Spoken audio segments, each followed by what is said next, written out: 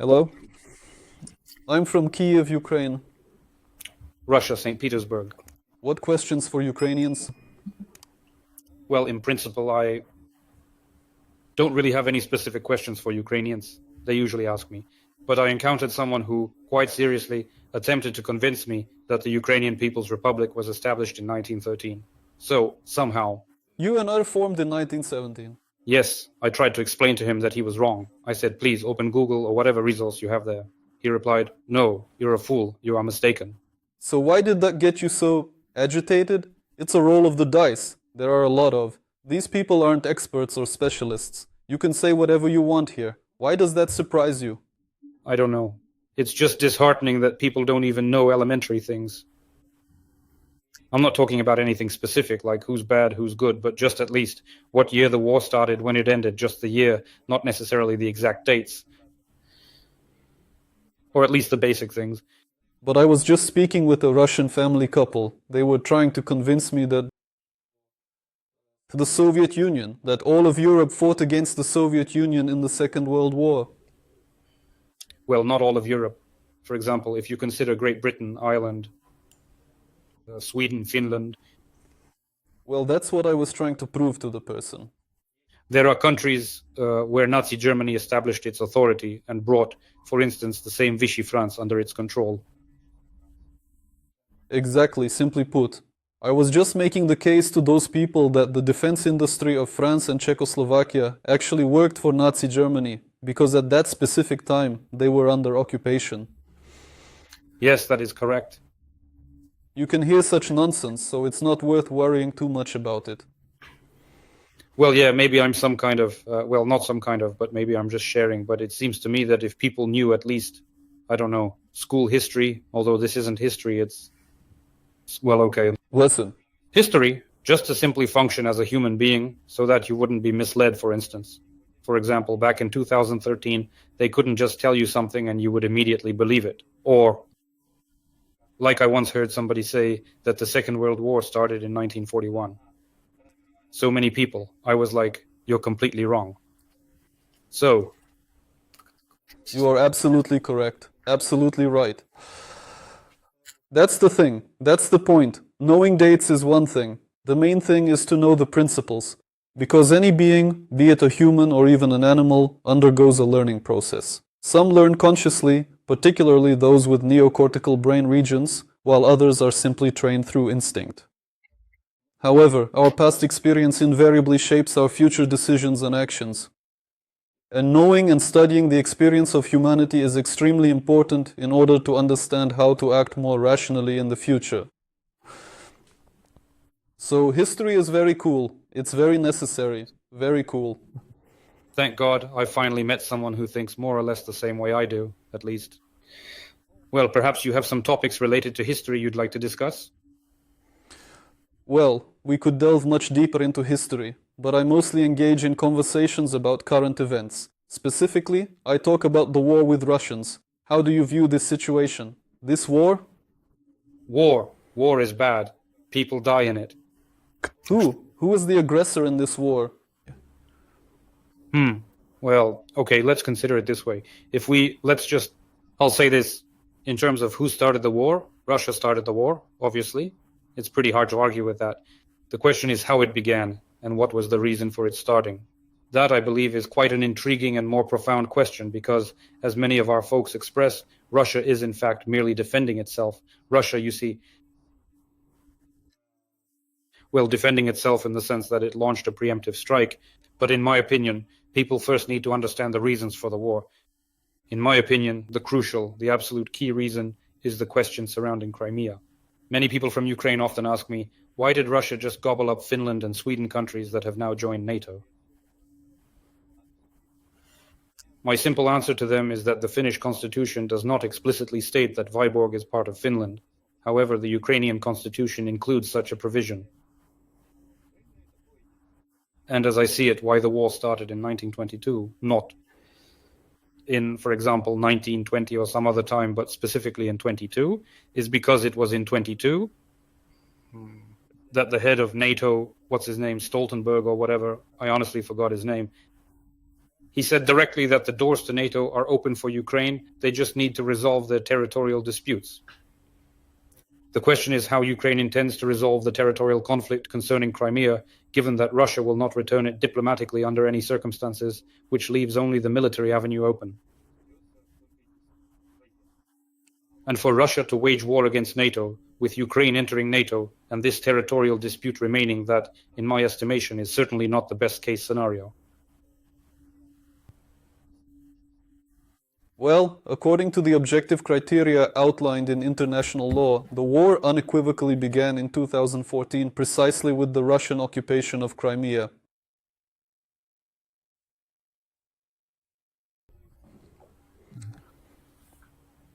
All right, so let's just say it began in 2014. Then why were our countries such good friends after 2015? We had joint businesses and the trade volume was extremely high. Even I remember from my own childhood, I used to have certain Ukrainian food products around the house. I'll explain it to you. I'll explain why. Because Ukraine, like other post-Soviet countries, first of all, since 1991, has been learning how to exist in the modern world, how to function in the modern world.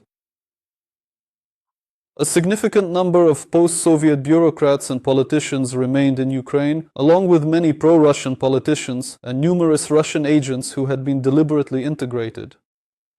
This kind of regime was highly advantageous for Russia. For Ukraine, this regime was very disadvantageous because Ukraine is indeed a significant number of Ukrainians found themselves caught in this illusion perpetuated by Russia, believing that we are one people, we are brothers, that we are identical or at least friendly nations.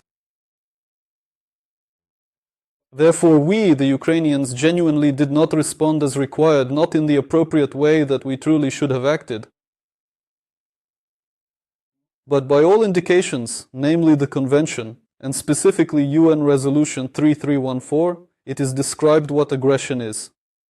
And those events that took place in Crimea, they unequivocally are covered by the description of aggression, and they are condemned by the UN, as well as by all countries that have signed these resolutions confirming that there truly was an invasion and a seizure, and that is exactly what constitutes aggression. And war, by definition, is an act of aggression. War, we could say, is simply one of its many names. Legally speaking, it is termed aggression. War is one of the names that you and I can use in everyday conversation. By all indications, even if, let's say, once again, the partition of Poland occurred, carried out by Germany and the Soviet Union, even if Poland failed to respond appropriately, that does not negate the fact that it was indeed a war. If France, as you correctly mentioned, began cooperating, meaning all the clear indications of collaborationism were evident, that doesn't negate the fact that Germany launched a war on France. It is, shall we say, a victim-specific response to that war. But the war was initiated, and the aggression was started, in that instance by Germany, and in this current situation, by Russia. Therefore, it's not my desire to interpret it this way. Rather, the Russian forces exceeding the boundaries of their least military bases in Crimea signifies the initiation of aggression, which constitutes war. The fact that the economy continued to function, and certain popular entertainers still visited us after all that, was, in my opinion, completely improper. In my opinion, this historical event is a significant lesson for Ukraine. And now, after the 24th of February, we can say, of February 22nd already. In this instance, Ukraine altered its behavioral patterns, and rightly so, and it needs to change them even further. Okay, and what do you think? In the UN resolution, I'll be honest, I don't know the UN resolution numbers like you do, but I suspect there's a paragraph there about the right to self-determination, right? Yes, there is. What do you think? How do you suppose in Crimea could it have been? Let's clarify, I don't know. I assume you consider that it's an occupation. But what are your thoughts? Don't you imagine that the Crimeans, the people of Crimea, wished to determine their own future in this manner? They declared, we want to be with Russia, not with Ukraine.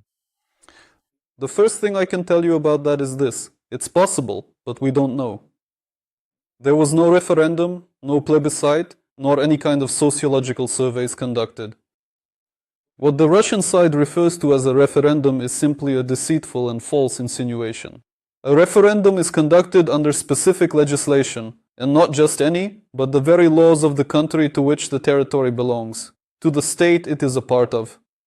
That's the primary point. We don't know. That's precisely the whole issue. What we have is a fabricated referendum, which I cannot accept as a basis for anything. And we don't even have a legitimate referendum, or even a sociological survey for that matter, right? So we just don't know. That's the second point. The issue here revolves around the territory. When a referendum takes place, it's conducted for certain, or more specifically, legitimate reasons concerning separation. In such a scenario, all regions would vote, because logically, if Crimea was once part of Ukraine, then Crimea is equally the territory of its citizens and residents, whether they be from Lviv, Kiev, Donetsk, Sumy, Poltava, and countless other places. In all seriousness, one could logically consider this. If Crimea, for instance, is a subsidized region and the state provides funding and sponsorship in return for receiving income from other regions, then Crimea simply cannot unilaterally decide to secede. I am attempting to explain this to you not solely based on law, but on logic. Yes, I got it. And third, take the situation with Nagorno-Karabakh, for example. For Armenians, they call it Artsakh. There, the predominant majority, essentially you could say the absolute majority, are Armenians. However, the territory itself is Azerbaijani. And here you either reside in Azerbaijani territory, abiding by Azerbaijani laws, or you take your belongings and depart from it. For Chechens, for example, to separate themselves, Russia refused, even though the Chechens had completed every necessary procedure to achieve that exact same independence and sovereignty. It's just a small republic. It was physically possible to crush it. Russia didn't have the strength. Yes, since its collapse, Russia made hotspots: Abkhazia, Ossetia, Transnistria, etc. But it lacked the strength to seize Ukraine, for example, but it could take on the small Chechnya, by the way. Russia lost the first war. Yes, that's true. Well, the underlying assumption was that conquering Chechnya would be considerably easier than, for example, an enormous Ukraine in comparison to Chechnya. So Crimea is the territory of Ukraine, it is precisely its territory. Well, that's paramount.